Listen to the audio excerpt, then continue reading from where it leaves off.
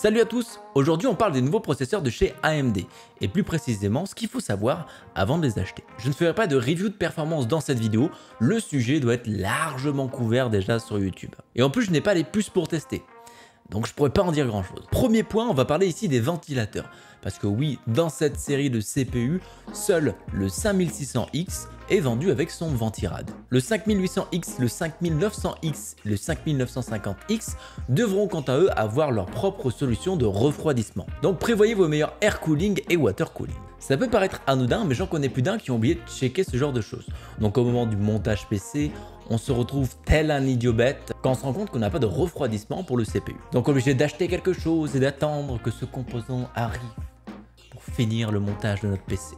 Et pour ceux qui seraient curieux, j'ai mis quelques références en description. Deuxième point, bien checker la compatibilité carte mère. Si vous avez déjà un système avec un CPU Ryzen à l'intérieur et que vous voulez changer pour les nouveaux, il va falloir venir checker si votre carte mère est compatible ou pas avec ces nouveaux CPU. Car toutes les cartes ne le supportent pas et ce serait dommage d'avoir acheté un CPU pour pouvoir seulement le caresser du regard. Et ne touchez pas ces pins, elles sont sensibles. Pour checker ça, rien de plus simple. Regardez si vous avez une carte mère de série B550 ou X570. Avec ces cartes mères là, vous allez pouvoir profiter de votre Ryzen tout de suite.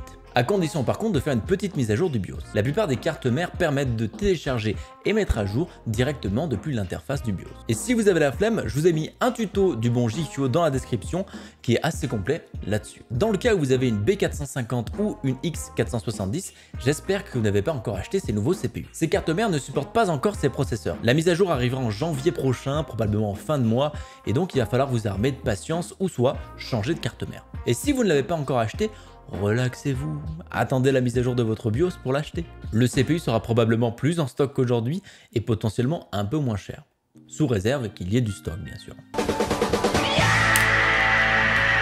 Et qu'est-ce qu'il en est de ceux qui montent leur premier système Ryzen? Eh bien dirigez-vous directement vers les cartes B550 ou X570. De toute façon, si vous voulez le CPU tout de suite, vous n'aurez pas forcément le choix. Ça vous permettra d'avoir le support pour le PCI Express 4.0 afin de mettre de bons gros NVMe bien rapides. Parce qu'à part ça, sur un ordi gamer, la Gen 4 du PCI, sert pas à grand chose d'autre. De plus, ces cartes mères là sont plus récentes et donc un peu meilleures dans tous les points que des 450 ou X470 équivalentes. À condition de bien choisir sa carte mère parce que comme tout, il y a des trucs qui sont bien nazes. Et pensez bien aussi à prendre une carte mère qui supporte le BIOS Flashback. C'est très important dans votre cas car ça vous permettra de mettre à jour votre carte mère sans avoir besoin de CPU. Je vous ai mis en description quelques cartes mères si vous voulez savoir lesquelles je recommande. Le BIOS Flashback va donc être très important ici car sinon vous ne pourrez pas utiliser votre nouveau CPU. Parce que le BIOS qui sera intégré à une B550 ou une X570 ne le supporte pas de base. Mais si vous n'avez pas ça, pas de panique. Foncez chez votre informaticien du coin.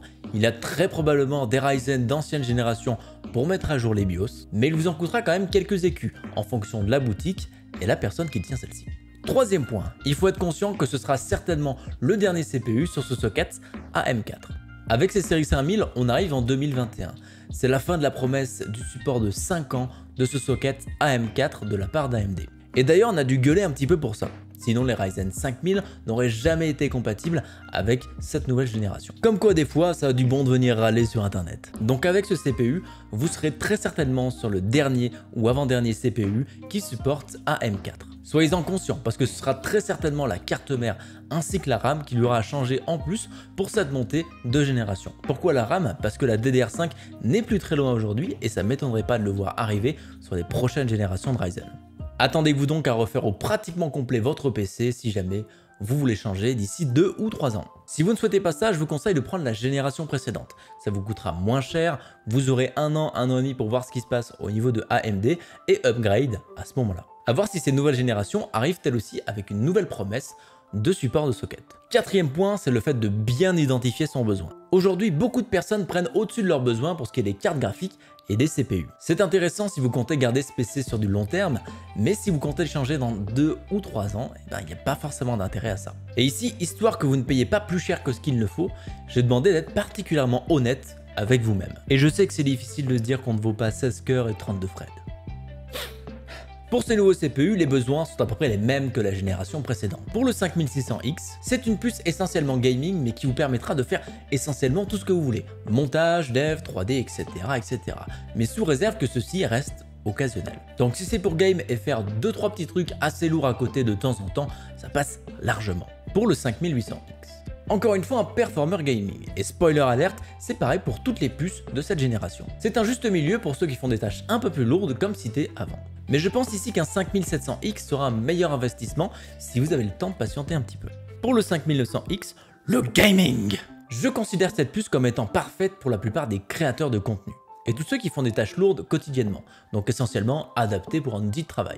Avec ses 12 cœurs et 24 threads, vous serez très bien pour à peu près tout et n'importe quoi. C'est aussi une très bonne gamme de CPU pour le stream, c'est possible de le faire avec ceux qu'on a cités auparavant, mais là ce sera beaucoup plus confortable. Et enfin le 5950X, Gaming to the Max. Là on est dans le too much pour 99% des personnes. Mais pour les 1% qui restent, ceux qui ont un workflow particulièrement lourd quotidiennement, ça permet de faire l'affaire sans passer sur un Threadripper et ses ATX à plus de 500 balles. Déjà que le CPU en lui-même coûte au minimum 2000 balles. Après, si vous avez besoin de ce genre de CPU, c'est généralement pour le travail. Donc l'argent n'est pas trop un problème ici. Donc voilà, maintenant regardez-vous dans votre miroir en répétant j'ai besoin de tel CPU, car ça. Et descendez en gamme jusqu'à que vous ne vous sentiez plus coupable. Je veux un Ryzen 5900X pour faire du montage vidéo.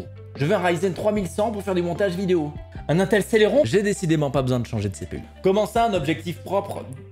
Oh, gros dégueulasse, va. Et donc, vous n'avez pas besoin d'un 5900X parce que vous avez prévu de peut-être faire des vidéos, une ou deux dans l'année, voilà, dans les mois qui suivent ou peut-être l'année suivante. Soyez comme Monsieur Lévy, achetez-vous une Citroën Xantia. Ce n'est pas une Porsche, certes, mais ça servira à votre usage de tous les jours. La référence à Vibrequin, c'est fait. Et ça vient d'un mec qui a acheté un Ryzen 1700 en 2017, mais qui s'en sert pleinement qu'en 2020. Je suis sur Ryzen 3000, dois-je me mettre à jour? Encore une fois ici, écoutez de la voix de la sagesse qui est en vous. Avez-vous besoin de quelques FPS en plus dans les jeux? Votre CPU convient-il à votre usage de tous les jours? Est-ce vraiment raisonnable de mettre à jour votre CPU sur cette génération? Vous seul connaissez les réponses à ces questions. Et encore une fois, n'hésitez pas à vous regarder dans un miroir quand vous y répondez. Mon point de vue personnel est le suivant. Non, vous n'avez pas besoin de changer de CPU si vous êtes sur un Ryzen 3000. Ces CPU là, bien que un peu moins puissants, restent tout de même particulièrement capables. Donc mis à part si vous voulez monter en gamme de CPU, par exemple 3600X à 5900X, eh bien je vois pas forcément l'intérêt de monter sur cette génération. Après ça ne regarde que vous, mais personnellement je ne le ferai pas. Et voilà, maintenant vous savez tout ce que vous avez besoin pour acheter ces nouveaux CPU. Ou ne pas les acheter si tel est votre choix. Je sais que beaucoup l'ont fait et je suis persuadé que vous serez heureux avec. On rappelle tout de même que les prochains processeurs Intel arrivent, à voir ce qu'ils peuvent nous proposer face à ces mastodontes que nous a pondus AMD. Donc si vous n'êtes pas pressé, vous pouvez attendre, on sait jamais. Ce sera tout pour moi. Merci à vous d'avoir visionné cette vidéo, on se retrouve très bientôt pour une nouvelle. Ciao!